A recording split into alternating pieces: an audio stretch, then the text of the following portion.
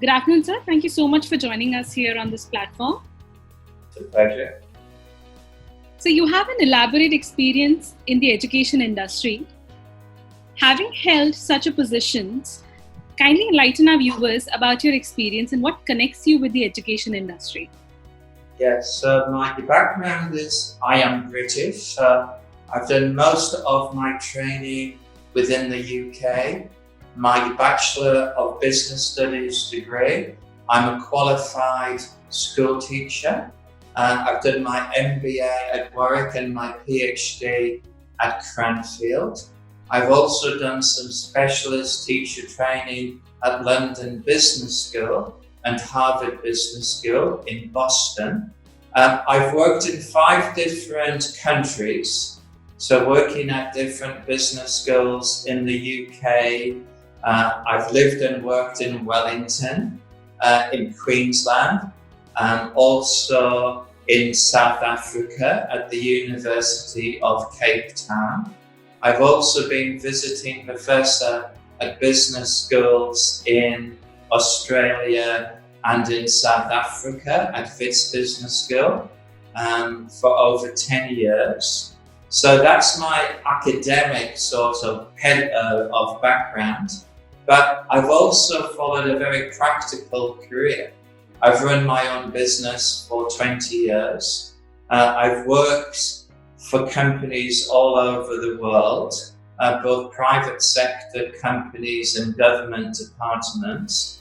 If I can list a few of those, Atco Gas in Perth, BHP Billiton, both in South Africa and in Perth, Landgate, Perth, Australia, Landmark, the UAE, Mittal Steel in South Africa, Supersport in South Africa, Goldfields in Perth as well. Maybe about 200 different private sector companies and government departments. So my philosophy is integrating theory and practice. And this is particularly important on the EMBA, where we say the program is practice-led and theory-driven. And that's linked to our core purpose at SP Jain, which is to sculpture global leaders. And on the EMBA, we actually want to focus upon 2 things. To make the EMBAs very strong generalist managers, but also to give them the skills, knowledge, and capabilities that will give them the platform for the most senior positions going forward. How does the Institute design the curriculum? What are the interventions and approaches you bring in apart from the curriculum to train or teach the students? So for the past 2.5 years, we've been developing a new curriculum for the EMBA program.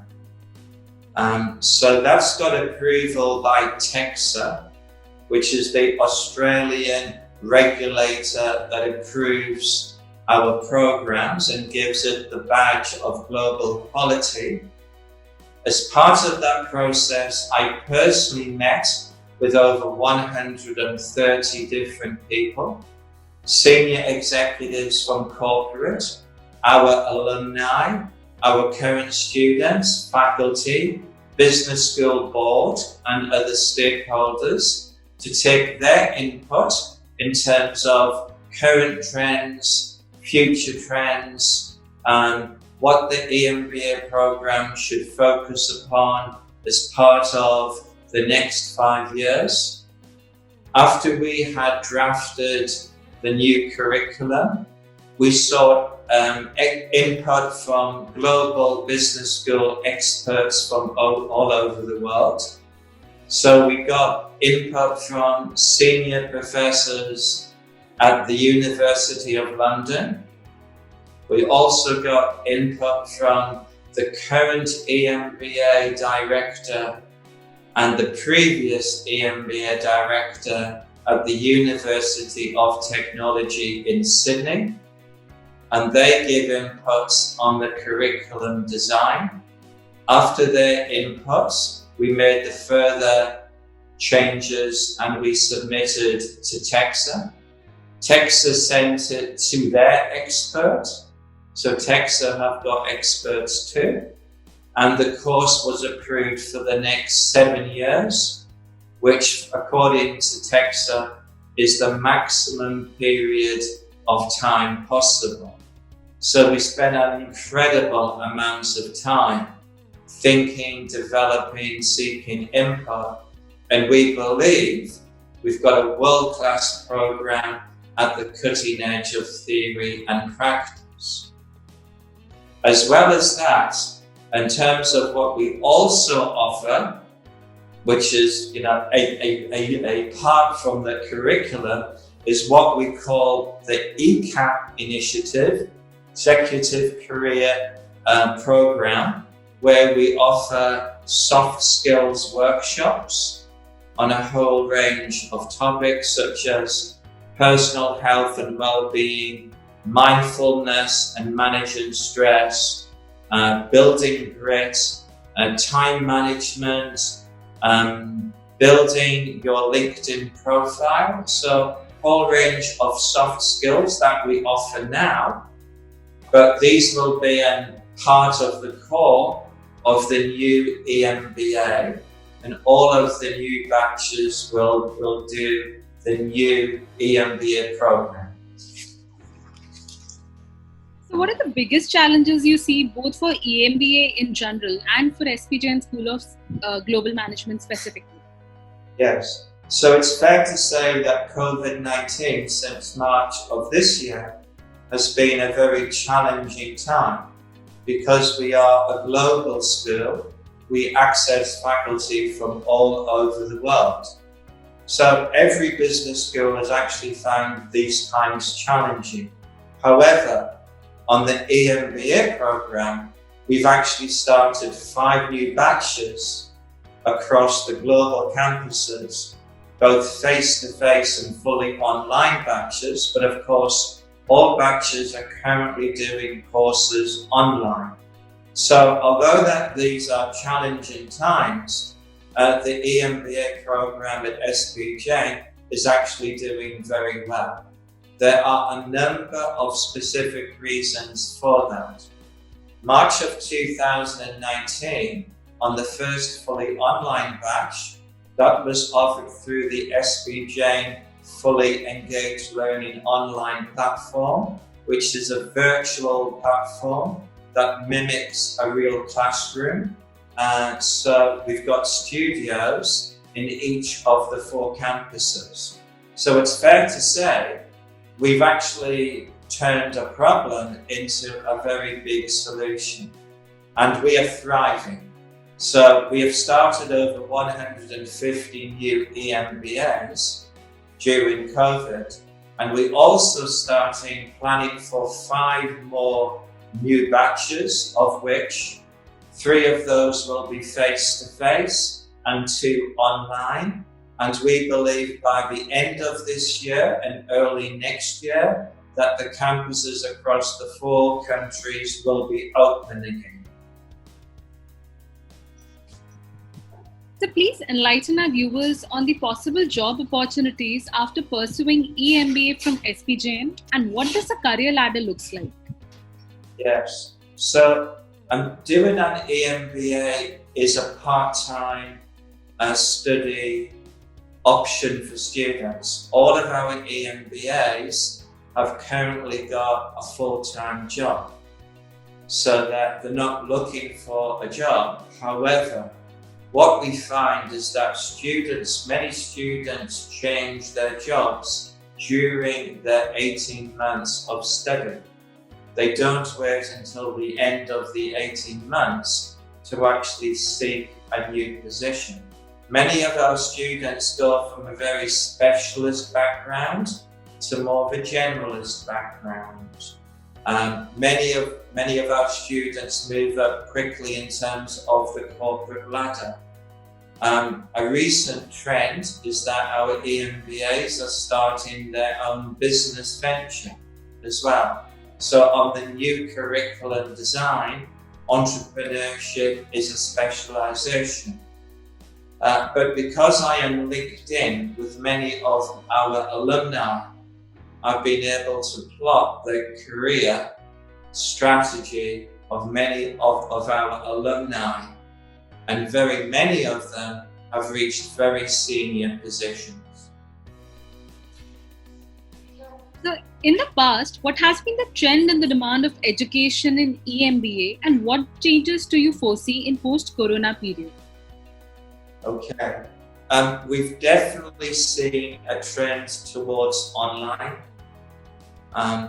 This was prior to COVID, but I think COVID has increased the speed with which people are choosing the option of online. I think COVID is a game changer, both for people working from home and also for people studying from home. And this will be a trend far beyond COVID-19. And as technology becomes better, when 5G networks start, the trend will only become faster and faster.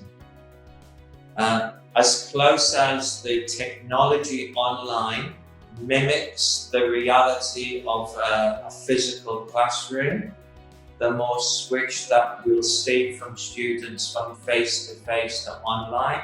However, we are still finding that many students still want to experience the physical classroom and the interaction physically with the faculty. So kindly enlighten the viewers about the placement assistance provided by the Institute. Yes. So I mentioned before that all of our EMBAs, or nearly all, have got a full-time work position. That's the reality. So within the ECAP initiative that I mentioned before, we offer a lot of help systems. For example, one-on-one counselling about the students' careers, thinking about their own strategy and vision going forward. We offer one-on-one sessions giving input upon the students' CVs, how they can make it better, particularly when they are applying for positions. In some cases where students have been shortlisted, we've actually done a mock selection interview for that job.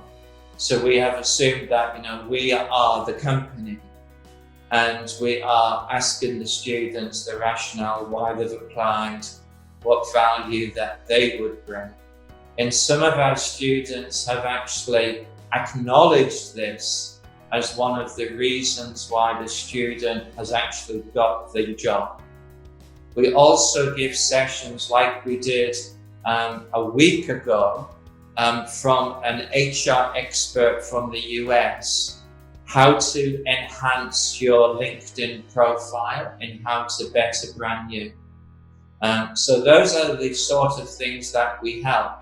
Also, we network our alumni with our current students, and sometimes that leads to a particular connection.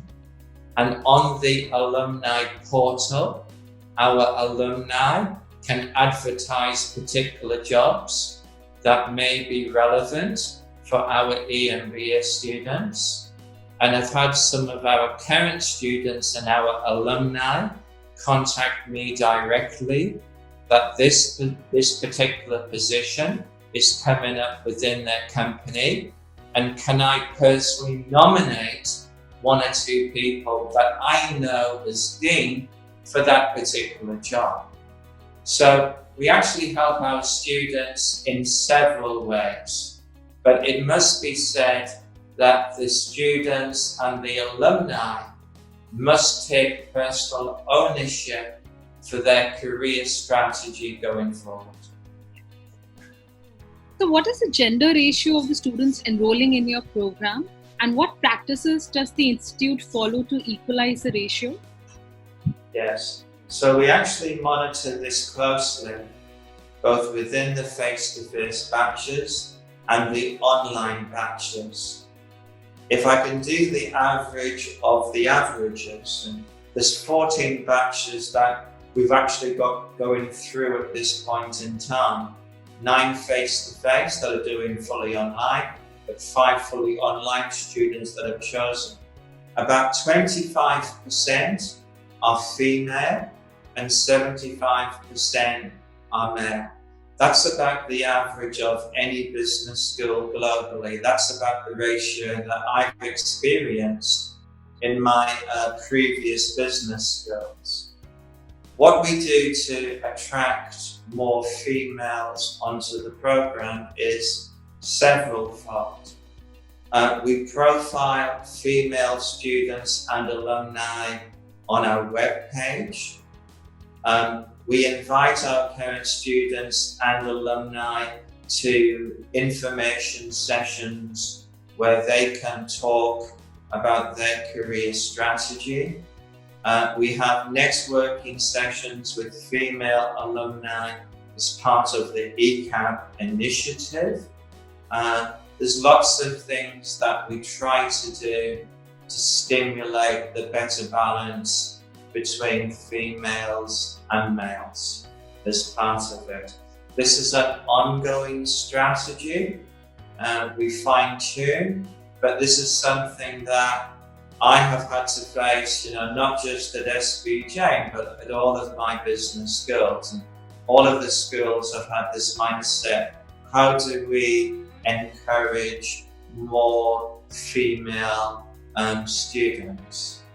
What I would say is that both from an academic point of view and also giving back to the school and the EMBA program, and also looking at the career success of our alumni, some of our standout students are female. And some, I think it's probably, maybe since my time at SP Jain, which is 4 years, I think probably 75% of the awards that have been given by the EMBA program to students for giving back have gone to female students. It's really quite marked as well. We've got some fantastic current students and previous students, alumni. So what valuable advice would you like to give to the students for them to have a prosperous career ahead? Yes. So over the years, both as Dean, Director, Head of School, Head of Programs, I think I've taken through about 3,500 EMBAs and MBA students over about a 30-year career. So I've watched their careers develop, and then I've asked them about the value of doing the EMBA. So these are not feelings, these are facts. One, doing the EMBA could be one of the best strategic investment career decisions that a person can ever make. That's just a given. Because what you tend to find is that the amount of investment a student does on their career, training and development, say through an EMBA, positively correlates with their career strategy and the levels that they actually reach. So I think it's a very wise decision to invest in an 18-month career development strategy that the students can totally focus and concentrate upon. That's the first thing. The second thing is that students must jump at the career opportunities as they come along. Sometimes a particular door may be open, they're in first place, but my own experiences of working in different countries and my own experiences listening to my EMBAs is that when the opportunity comes, the students must grab it, because the same opportunity may not happen for quite some time. The next one is to stay grounded. And it's not just in terms of, common sense, but as people become older, their health strategy must be intertwined with their career strategy. They've got to stay balanced and well. So that's another point. By the time people become late 40s, 50s, middle 50s, then health strategy is as key as the work career strategy for long-term future strategies going forward. And that embrace challenges as opportunities to grow. So on the EMBA, we've looked at COVID as a positive. We've implemented things like, the soft skills online to all the batches together. So we've had people attending these sessions like 80, 90, whereas if we only offered these face-to-face within a campus, we'd have, say, 25 or 30 people attending. And because of that, people are networking across batches, across time zones, across learning platforms, the face-to-face batches and the online batches, etc. I think we've actually introduced probably about several things during COVID that's enhanced the student experience. So I look at COVID like at first as a big challenge because things were changing very suddenly. But I can count the number of students that I've lost since March on the fingers of one hand because of job losses, etc. But as I've said, we've got 150 new EMBAs from the 5 batches that we have started. But I very strongly believe, and this is a personal viewpoint, because I've done an EMBA, I've done a PhD, but I really do believe that doing the EMBA is the best strategic investment career decision that you can ever take. So if I can give you one example from me personally, I did my MBA, then my PhD, I went over to Queensland, and then I went to South Africa during the 90s when Nelson Mandela was the president of South Africa. I actually worked with Nelson Mandela and the ANC government during that time, and I applied the knowledge, skills and capabilities that I had learned during my MBA, EMBA. So that was priceless. I cannot quantify the value of that sort of thing. That would never have happened if I hadn't done my EMBA. That was a very insightful message, sir. I'm sure the viewers are going to learn a lot about SP Jain School of Global Management as well as your messages. Thank you so much for your time with us here.